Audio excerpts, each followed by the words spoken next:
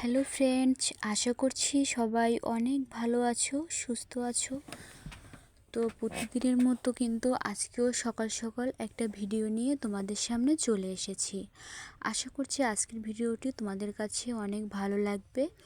তো আজকের ভিডিওটি তোমাদের কাছে ভালো লাগলে একটা লাইক, একটা সুন্দর গঠনমূলক কমেন্ট করে আমার সম্পূর্ণ ভিডিওর পাশেই থেকো। তো সকালবেলা কিন্তু আজকে একটু বাকি কাজ না সেরেই জলখাবারটা তৈরি করছি। প্রতিদিন তোমরা দেখতে পাও ফুল তোলা বা হাঁস মুরগির কাজ। তো আজকে আর হাঁস মুরগিগুলো ছাড়তে হয়নি।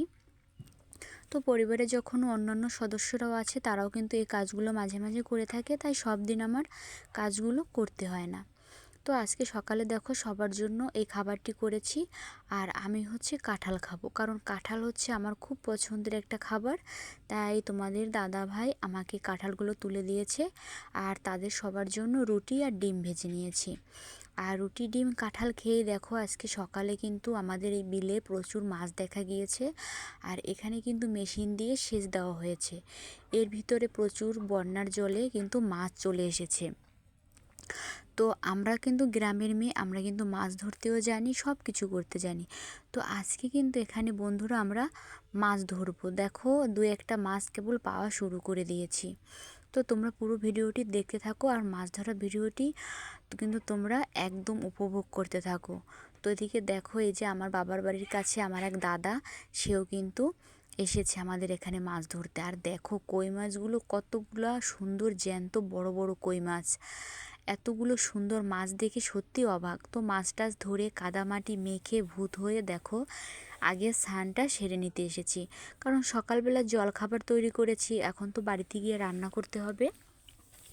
তাই মাছ ধরা শেষে দেখো স্নান টান করে তারপরে গিয়েই কিন্তু মাছ কেটে বেছে পরিষ্কার করে রান্নাটা করব।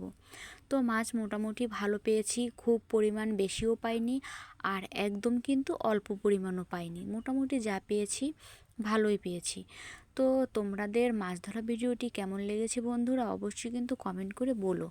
তো আমি কিন্তু এখন পুরো স্নান করছি, আর দেখো উপর থেকে কিন্তু টেপ টিপ করে বৃষ্টি পড়ে যাচ্ছিল। আর বৃষ্টির মুহূর্তে পুকুরে স্নান করতে কিন্তু একটা অন্যরকম শান্তি লাগে।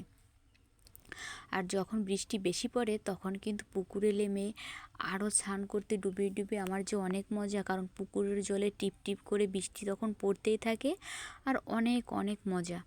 তো আমি কিন্তু তোমাদের মাঝে, আমি যেদিন পুকুরে বেশিক্ষণ ধরে স্নান করি সেদিন তোমাদের মাঝে ভিডিওটা শেষ। এদিকে দেখো এই যে আমি কিন্তু এখন বাড়িতে এসে রান্নার জন্য মাছ কেটে বেছে নিয়ে ঝটপট রান্নাটা শুরু করে দিয়েছি। আর বন্ধুরা আজকে কিন্তু তোমাদের আমি একদমই আমার মাছ কাটা বাছার ভিডিও দেখাইনি, কারণ তাহলে আমার কিন্তু রান্নায় টাইম লেগে যাবে। কারণ মাছ কাটা, ভিডিও বানানো সব দিক থেকেই টাইমের ব্যাপার। তাই আজকে তোমাদের কাটা বাছা পরিষ্কার করা কিছুই দেখাতে পারিনি, শুধু কেটে বেছে ঝটপট রান্নাটা চাপিয়ে দিয়েছি, আর সেটুকুই তোমাদের মাঝে শেয়ার করলাম। তো মনে কিছু কিন্তু করবে না। আর এদিকে দেখো এই যে মাছগুলো কিন্তু আমার হয়ে এসেছে। আর কিছু ডাল ভুনা করে নেব, কারণ মাঝে মাঝে মেয়ে প্রচুর বায়না করে ডাল ভুনা, মাছ খেতে চায় না, কারণ কোনটা খাবে সেটা আমি ঠিক জানি না। তাই জন্য দেখো কিছুটা আমি ডাল শুকনো শুকনো করে ভুনা করে নেব, কারণ ডালটা আমি রান্না করব না। সবসময় কিন্তু একঘেয়েমি ডাল রান্না খেতে আমার ভালো লাগে না। তো বন্ধুরা তোমরাও কারা কারা এই কই মাছ, শোল মাছ, শিং মাছ খেতে পছন্দ করো আমাকে কিন্তু জানিও।